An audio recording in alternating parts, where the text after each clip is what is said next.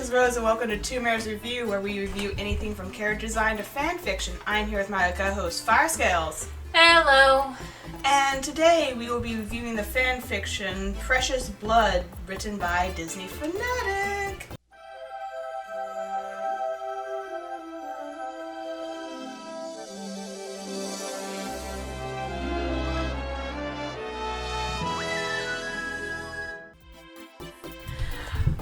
It's nice to pull that intro back out for a very well-received author and very talented, if I must say.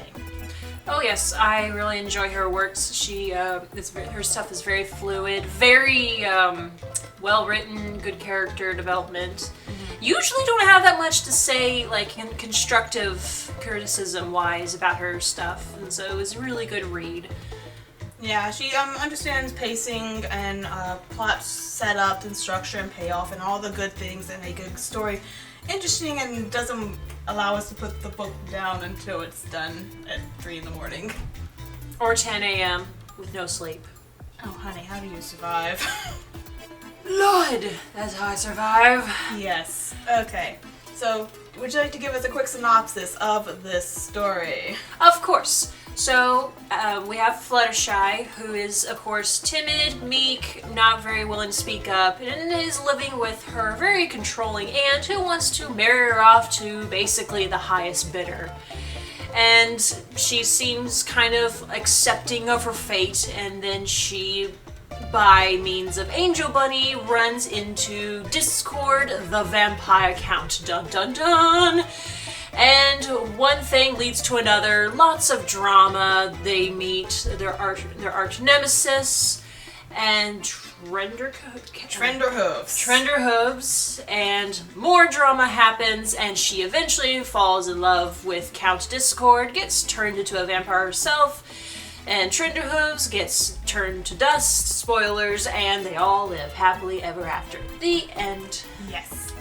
Okay, so basically, this is an AU story. Very heavily AU.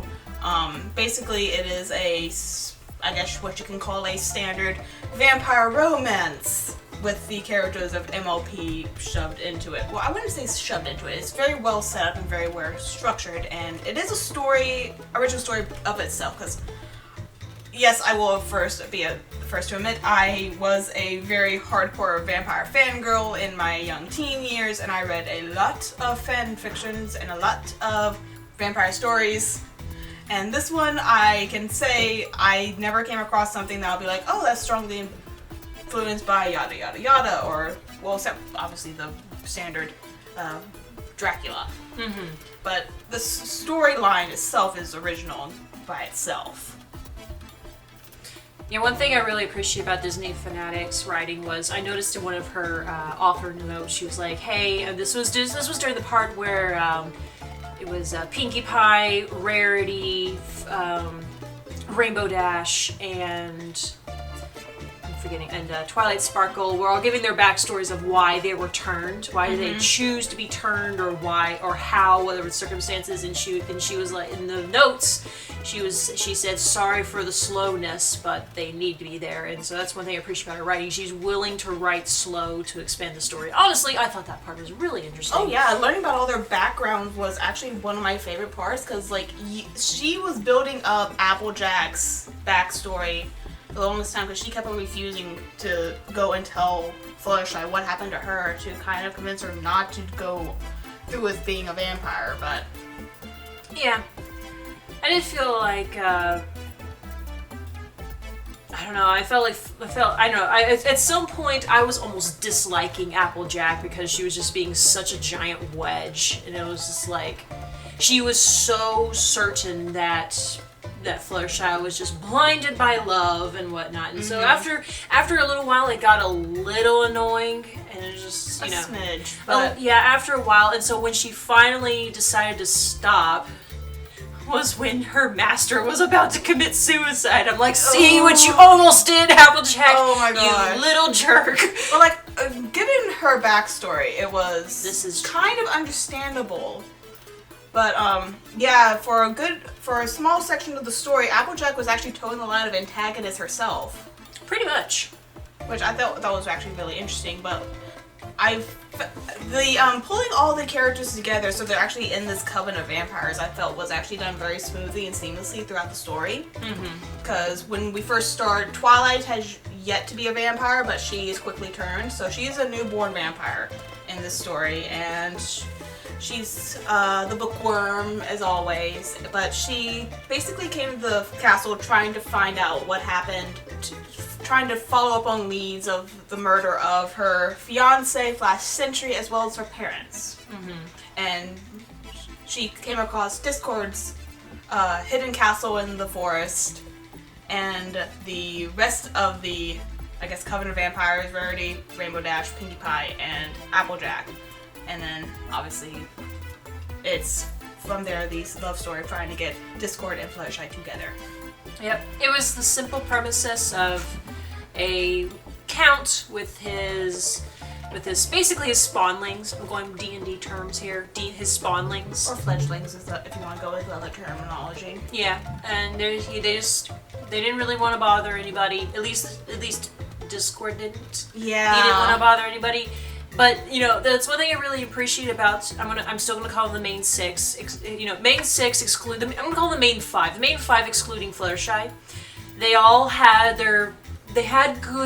good reasonable flaws about them.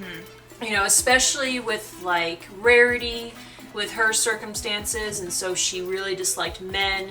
It's kind of the same thing with Applejack, but probably even more so, but still kind of coldly controlled, I guess. Yeah, because like she is very, very I have stuff to do. I don't have time for this. Even though she's immortal. Yeah.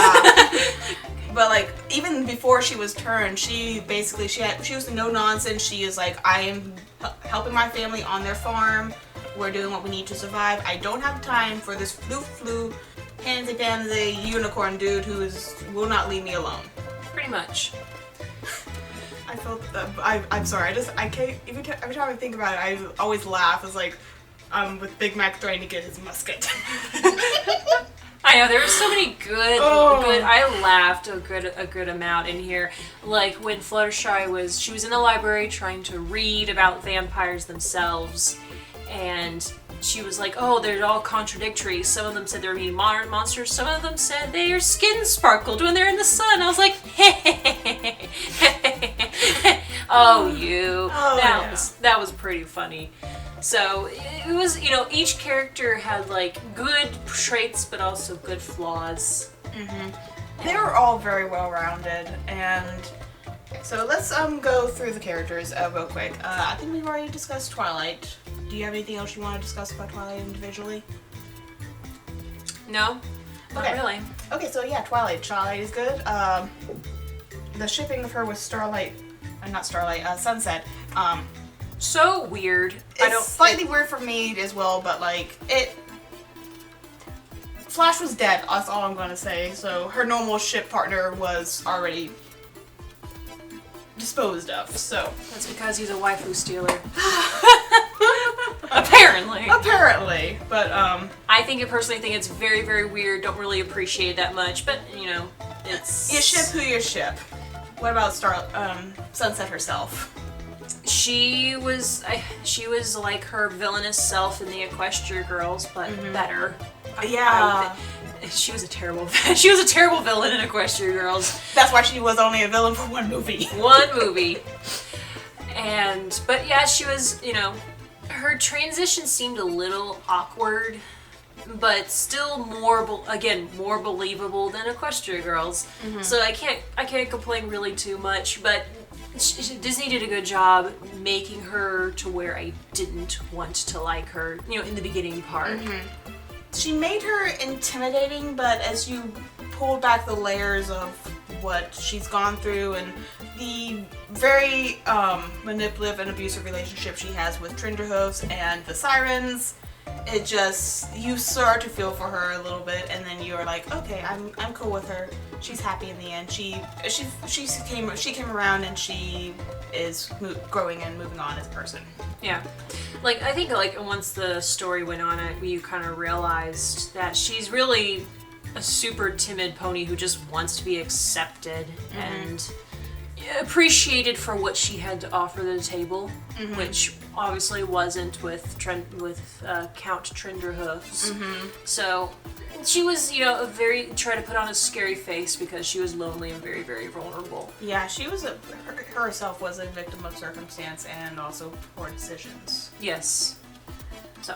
Okay, Count Trenderhoofs, the main antagonist and complete and utter asshole. He's a douchebag. Oh my gosh. He's pretty terrible. I actually loved it how it was Spike that killed him. Oh, yes. The literal knight in shining armor Yes. was the one to kill the evil monster. And I was like, oh, how that's so sweet. That was very good, but I could, the first time I was reading through the story, I could not, I had to step back and it's like, wait, Trenderhoofs.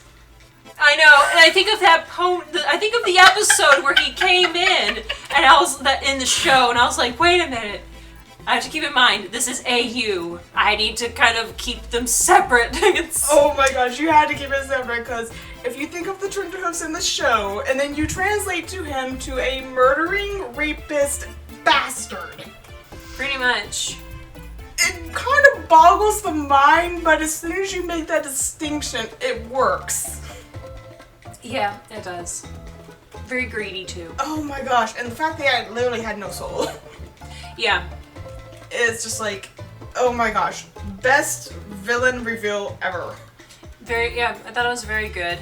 For those who don't know, he wanted to marry Fluttershy. He was kind of like, the competition with Discord. He wanted to marry Fluttershy, mainly for her dowry. For her dowry, that was the only reason to begin with, and then it became a matter of pride. Yeah, it pretty much, it became a point of pride at this point to steal the thing that he had come for. Yeah, so. he as soon as he found out there was another vampire actually trying to get with Fluttershy, he was like, okay, this has gone from me trying to get her money and just kill her and leave her in a ditch to me actually going to make her one of my mistresses. Pretty much. Which is kind of funny how even Sunset Shimmer was like, you're being stupid. Stop. Yes, okay. We'll discuss more about like how the vampires are set up a little bit later. Let's just get through the characters really quick. Yeah. The rest of the antagonists, they actually had the sirens in bona fide form in this one as well, and they were lackeys of Trenderhoofs along with bulk biceps. That was hilarious. That was so funny, but yeah, Bulk was there. He was kind of like a half vampire, half werewolf kind of thing. Like, I can't remember the terminology of it, but I think it's actually a thing. It's like a werewolf that was bitten by a vampire. Yeah. And the sirens are bitchy as always. Yep, they're pretty terrible. And they're, well written, stuff like that. Yeah. So, not much to say really there. The only thing is, like, kind of like Sonata at the very end, which I was, like, worried that she was going to come back and royally mess things up later on. Because she just kind of ran out there and was like, I shall have my revenge! You took my family from me! And then she runs off. She's actually really, I always feel bad for Sonata. Wait, She's the blue one. The blue-haired one? Yeah. Okay. She's the ditzy one. The ditzy one? Okay. But yeah. Okay, so back to the main five, I guess. Yeah. Rarity. Rarity, she is the oldest in the coven next to Discord. She was, her character was very, you felt sorry for her. Yeah, because she had, like, next to Applejack, one of the worst How I Became a Vampire stories. Pretty much. She was originally engaged to Trenderhoofs under a different name. Because this was, maybe about 100 years ago. Yeah, she's about roughly 120, I think, in the story. 119. Okay. So she was engaged to him, but he basically raped her and left her in a ditch to bleed to whatever blood was left in her to bleed to death. And Discord found her and basically took her in and took care of her. Saved her unlife. I guess. He saved her so that she wouldn't bleed out. Instead, he turned her into a vampire. I don't know if he just, like, stopped it so she didn't die and the transformation could continue, or how that actually happened, but Discord saved her, gave her a home, and... Yep, and she's the same Rarity. She loves her fashion, loves, beauty, and but unlike the Rarity we know, because of her past experiences, she hates men. Yeah, she is obviously was very traumatized by the experience to the point where she's heavily projecting her past experiences onto the very, albeit very handsy and leering male populace in this AU, because it's based in the, I guess, 1800s, where women were still considered property and the dowry was a major thing, and arranged marriages were common. Yeah. So, I mean, you can't really blame her. Yeah, it's like, you can blame her, but you can understand where she's coming from. Yeah. Slightly. Again, dragging a stallion into a dark alley and killing him is not the best way to move past your traumas. Pretty much. It just feeds them. Yeah. That's really all of Rarity. Very good. She eventually stops. She finds a good stallion who respects her as a person. Pretty much, she was like, find me one stallion, and boop, there he is. There's Fancy Pants. Fancy Pants. Such a gentleman he. A gentlecoat. Oh, I loved his story about his previous wife, Fleur de Lis. Yeah, that was really cute. Very adorable. Cute, very sad because she did pass away, but he really did love her, and he has moved on, and he has found Rarity, and we don't know exactly how that ends up, but it is still adorable. Yeah, very, very, very nice. So let's see. Let's do Pinkie Pie next. Pinkie Pie. Literally dragged off to an asylum, poor girl. Oh yes, because like she was just the over-eccentric. Probably everyone thought she had hysteria to the utmost degree. Which, it's kind of interesting. She seemed a little bit more crazy in here than the Pinkie Pie we know, which it's kind of hard to notice because we all just assume that she's kind of really up there in terms of hyperactivity. But like, was she really all that much more crazy than the one we know, or is it just the construct of the society that has been set up? Because she had no outlet for that. That was acceptable. Well, it was probably also... Yeah, I guess so, but it's hard to tell, but I'm gonna assume she was a little bit. Her story wasn't as traumatic. She was basically being herself, and her parents sent her off to the asylum, and she escaped. She didn't mind it at first, but then she got bored, then she escaped, went back to her parents, realized she wasn't really wanted there, and so she joined a band of gypsies. Lived with them for a little while, and then she got bored with them, and basically found her way to Count Discord's mansion and said, hey, turn me, because I'm bored. Which is honestly something she would do. Yeah. So she's good. And I found her, one thing I really enjoyed about her near the end was when there was the big fight and she was like, I'm from the asylum and I'm proud of it. Yeah. So it's kind of, because no one really knew if she was 100% there. Well, it's not exactly there. Nobody really knew if she knew she was sent to the asylum by her parents. Yeah. They just thought, oh, she went to a happy house, but she was like, that's when kind of everybody knew that there was more to Pinkie Pie than just a ditzy brain. Yeah, and like, I felt like prior to that, there was still some things, like, you can tell that she was, for the most part, a very happy character, but there are some underlying sadnesses. Basically, whenever she would cook for Fluttershy, and when she would come over for dinner, she always seemed sad whenever she was like, she could never eat cake because the vampires in this universe can't eat regular food. Yeah. She always seemed like that was the one thing she missed. She missed being able to eat cookies and pies and all that sweet stuff. Yeah, I know, and that's like all Pinkie Pie. It's basically a part of her identity is gone. So yeah, I felt sorry for her too. Yeah, she's really a happy character, but she has that underlying depth to her that is just like, she knows it, but she doesn't let other people see it. Yeah. Let's see who's next. Rainbow Dash. Rainbow Dash, still the same. Romanian. Yes, the same tomboy. Romani, that's what That's it. That's the correct term. My apologies. The same tomboy that we all know. She wears trousers. Oh, the audacity! Call the police! Oh, I didn't care. But she was scared. apparently. But yeah, she was the same. she first met Discord when she was with her parents. They were gonna marry her off to some older man. She didn't want that, so she ran away and was basically a beggar for a year or two. Mm-hmm. And then she was in the forest, found Discord, and she was like, "Hey, you're cool. Turn me, will ya?" Yeah. Which made Discord really, really confused. But yeah, he basically brought her in so that Rarity could have a companion. The worst of the main six. To be like, "Hey, I found this person. I think you would like a lady friend." I like trousers. I think that would have probably given Rarity a heart attack if it was still functioning. Pretty much. My darling, you're decent. But she had a really interesting backstory. Still the fighter, tough one. Mm-hmm. Kind of superstitious as well. Yeah, she was basically the one who would be like, "Yeah, this is what's happening," because she was Romani and she knew all these stories. Pretty much. I like how she's with the I forget the term too, the vampire bitten by, or the werewolf bitten by a vampire, both biceps.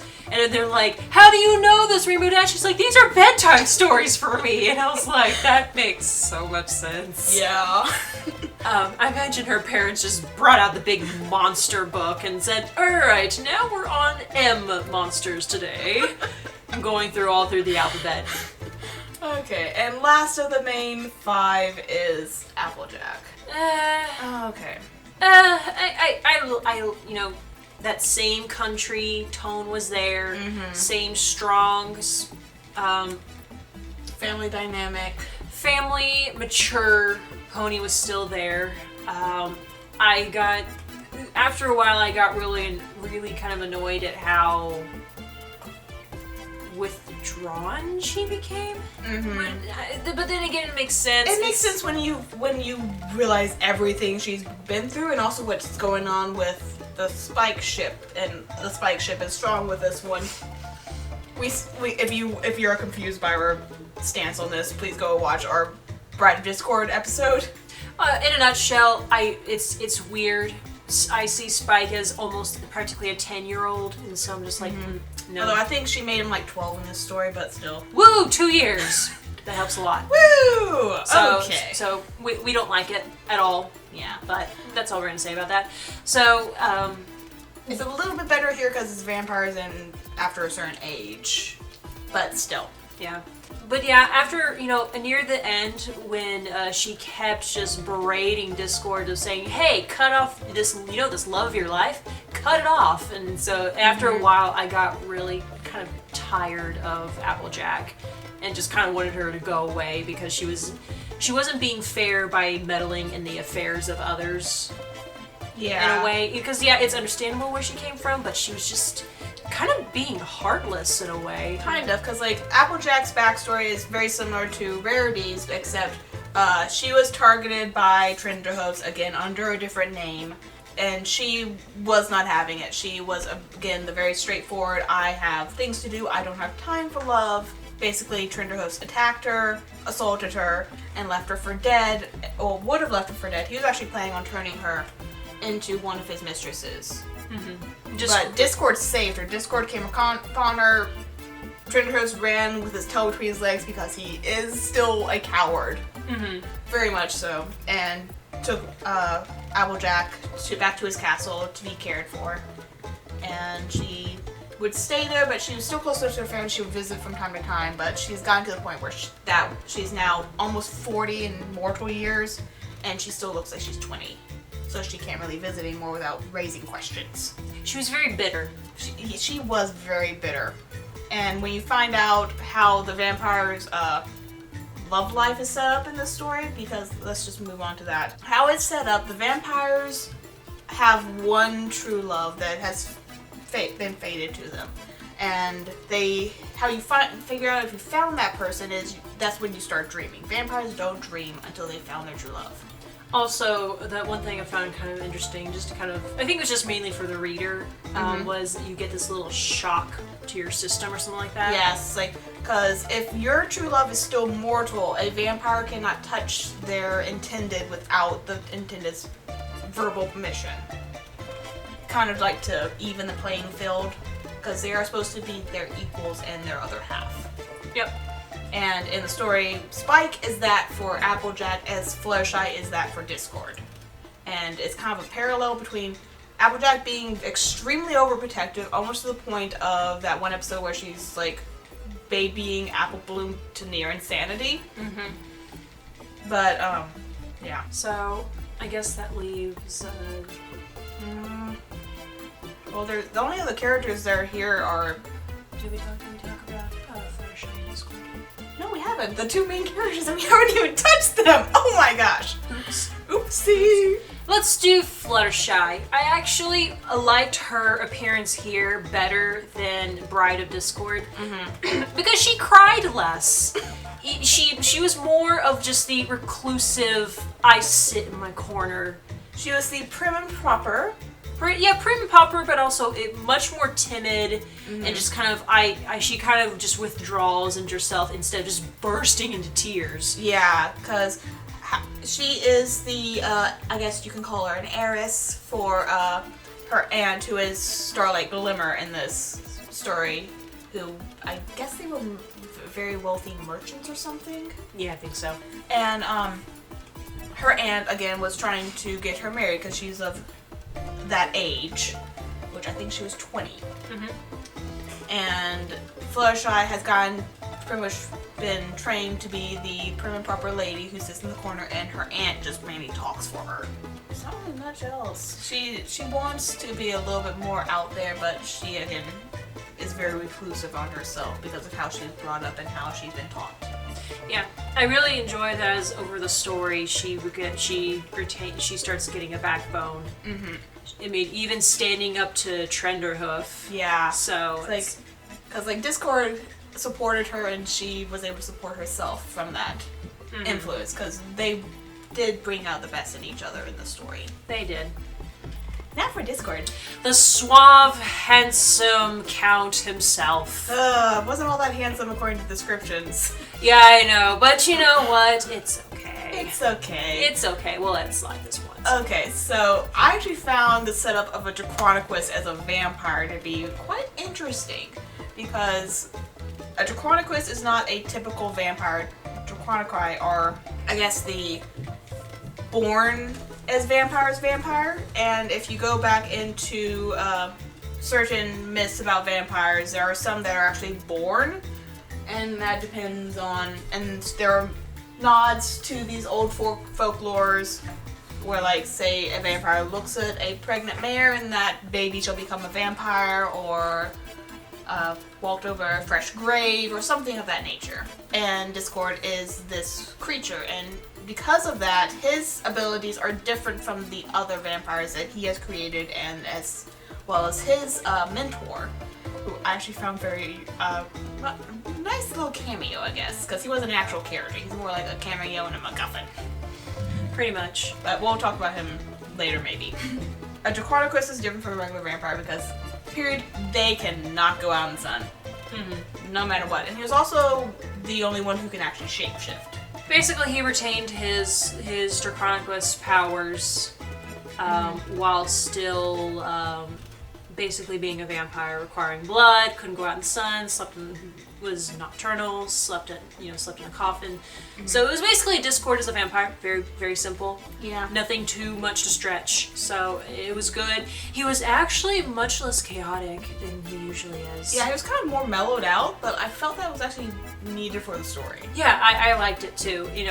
Because imagine him doing what he did in Bride of Discord here, and it just would have been too funny. Yeah, and also it would be a little bit too much because he is a vampire, and they are very secretive, and they need to keep it down low. Yes, so I thought Discord as a vampire was actually a very, very good choice. Mm-hmm. So, in comparison to the regular other vampires you get, ponies who are turned into vampires require the need for blood.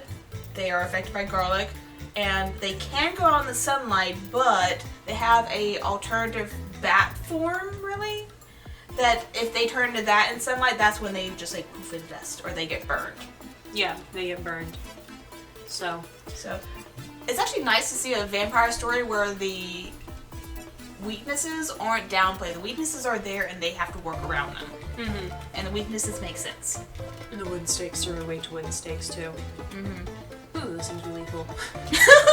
According to the story, ooh! Oh my god. One little touch and they went poof! Pretty much. But like, they rammed that thing in there. Oh yeah. Okay, so I think we've covered the main majority of the cast, because the cast itself was actually pretty extensive. It was, and all the rest of the characters were, you know, they were well liked. If they were bad, they were well written. If they were good, they were well written. So yeah, they were there and they served their purpose. But we have, I think, extensively covered the main bulk of the cast. yes. So, any thoughts on the story as a whole, or favorite scenes or parts like that? My favorite parts were where the coven gave their backstories, including Discord's. It fleshed out their characters a lot. It made them a lot more, had them have more depth. It was, you know, there was some fast-paced, some good pacing, funny moments, heartfelt moments. The epic battle scene in the end was pretty epic. Especially, my favorite part is when Fluttershy just came. I love this part when Fluttershy came out of her coffin and was just this monster. Just, you know, she was just going on animal instincts. The return of Flutterbat. And Discord was like, Fluttershy, you're gorgeous. And I was like, oh my gosh! And when Trinderhoof has fled, and he's just like, Discord's coming after him, was like, my wife wants you dead. I know! He was acting like such a husband. I was like, oh. Oh my gosh, Miss Trinderhoof, he hurt Angel Bunny. I know. Well, you know. Well, we don't really care about Angel Bunny, but Fluttershy cared about Angel Bunny. Yeah, all I do is I think about Angel Bunny in the show, and I'm like, eh. Angel Bunny was actually very supportive in this one. Yeah, he was. He was not an asshole. That was another thing.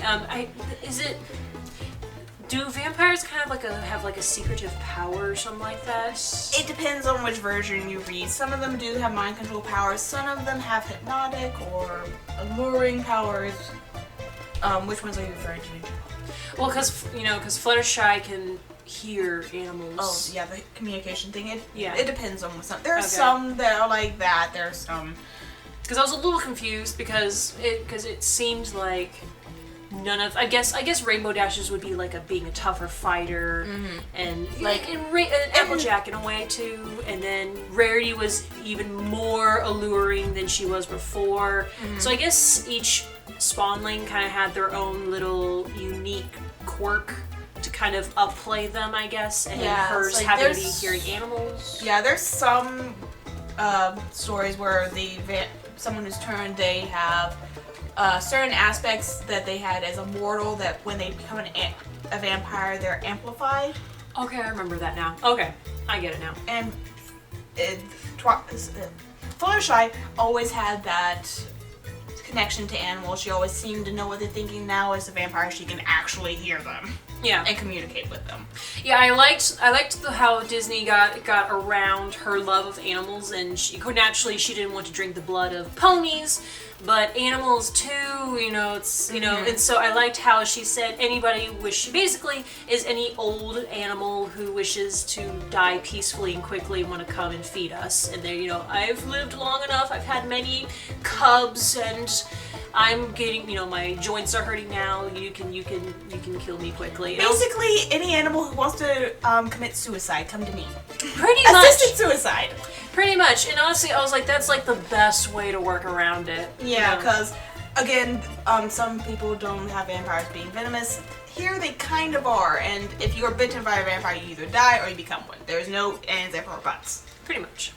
So it's either you kill a pony or you kill a animal, or you die. You have another vampire running around.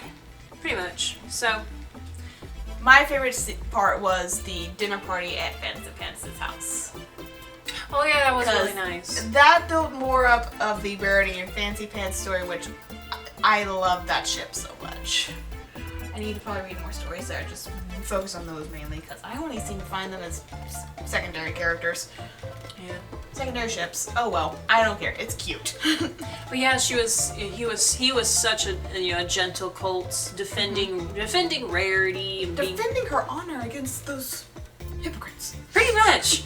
The look of I'm disappointed. Oh my gosh. And I was like, So How nice. dare this maid try to come up and Pretend to be one of us. pretend to be one of us? And it's like, she's more of a lady than any of you. She looks better too. It's like, have you seen her? She's hot. She's sexy. So, yeah, that was a good scene. Any others? Besides just the general fun little things, I think, yeah, it's like, I love the backstories. I love this story. Again, I have to say that this story is one of my favorites. Oh yeah, I loved Pinkie Pie when she was like, garlic powder, kaboom, with her cannon. That was fantastic, and then she didn't. That's the thing. I think she was because normally in the show, Pinkie she does her antics, but she's usually aware of where her friends are and and she's like a river. She flows around her friends in a way. Mm-hmm. Here, she just threw stuff into the fray and just blew garlic dust in there. Garlic powder, and just kind of, didn't see her friends there, and so, but thankfully everyone was able to get out of the way, and so that's kind of like, Pinkie Pie seems a little bit more crazy than she normally is, and so she was like legitimately like an actual force to be reckoned with. Oh my gosh, she is a force of nature to get out of her way. Hurricane Pinkie Pie coming in. Oh my gosh.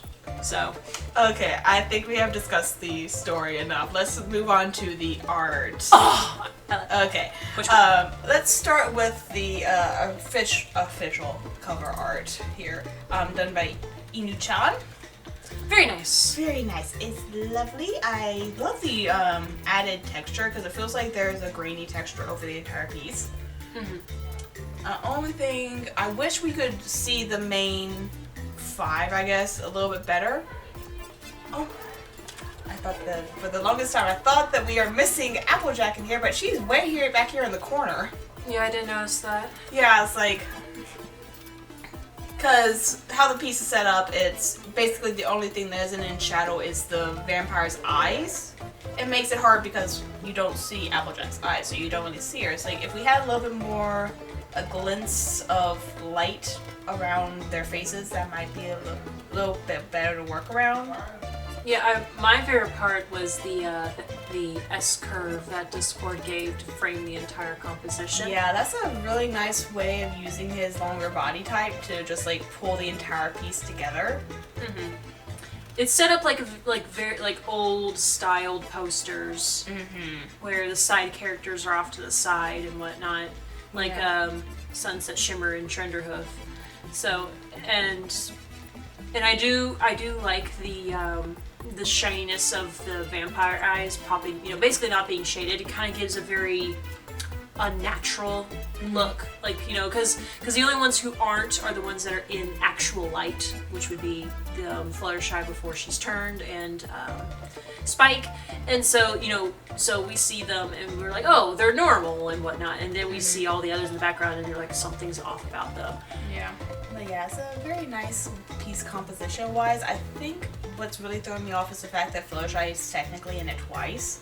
If the Flutterbat version was maybe a little bit more ghostly or maybe like a shadow. Yeah, I was thinking like a shadow.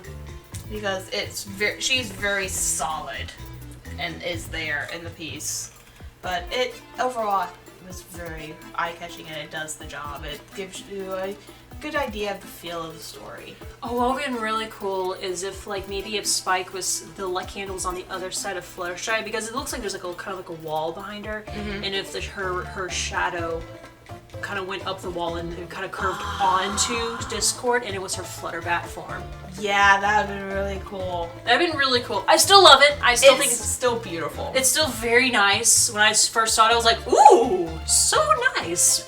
But that would, I think that would have been really, really nice. Just, using a bit, and also it would give the piece a bit of depth as well, which, extra depth can go a long way in pushing a piece and making it pop. Yeah, I also really enjoy the costumes. The one for Twilight and Rarity are nice. I really like the texture that was put onto Fluttershy's dress. Oh, I just realized that is the necklace that Discord gave her. That is the necklace. Very cute. That is adorable. I love the ribbon in her hair. And Spike looks like the nice little dragon he is. Yeah. His little tiny outfit. His tiny little waistcoat. The little bow tie. Yes. Low necktie. And Trenderhoof, you know, his attire fits him. He is a count who has horrible spending habits. Apparently, can't keep a fortune to save his life Pretty much. or his afterlife. So, yes. but yes, very good. I like it. And we also have an alternative cover, still done by Inu-chan. I prefer the first one. The first one is I think it displays the tone of the story a little bit better. This one has more Discord being angsty, Edgy. and I don't know why, but like the way Fluttershy's hair is drawn, it reminds me of a seashell. Oh yeah, kind of like a nautilus. Kind of, yeah, exactly. That's what those things are called. But yeah, But hey, it fits her. It's an animal. it fits her. But yes. But yeah, this one's not bad.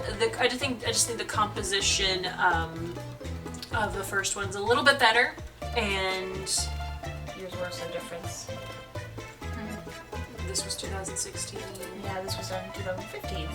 Okay. So yeah, it's like coming back to a project and showing someone's growth as an artist. Yeah, it shows. Very impressive. Very nice. So, but both very good. Very Yes. good. 2 hooves up from me. Yay! So that's about all I I have. think that's it. In general, it's just Disney Fanatic, a very good author, and again, you stand by your ships, girl. Yes, they're weird, but hey, keep writing. We all have those weird ships. Yep. So yeah, keep writing. I look forward to more episodes of Daughter of Discord on your YouTube channel, and if you haven't checked those out, make sure you go check out her audio plays of Bride of Discord and Daughter of Discord, and be sure to check out her other works on her fanfiction. Both links to both will be down below. And if you have any works you'd like us to review, any fan fictions, characters, fan animations, pretty much anything you've created that you want us to talk about, please feel free to link us down below or send us a note on DeviantArt at twomaresreview.deviantart.com. Or you can tweet at me at CountessRose on Twitter. So, until next time, guys, I'm Countess Rose. And I'm Fire Scales. Bye-bye! Bye!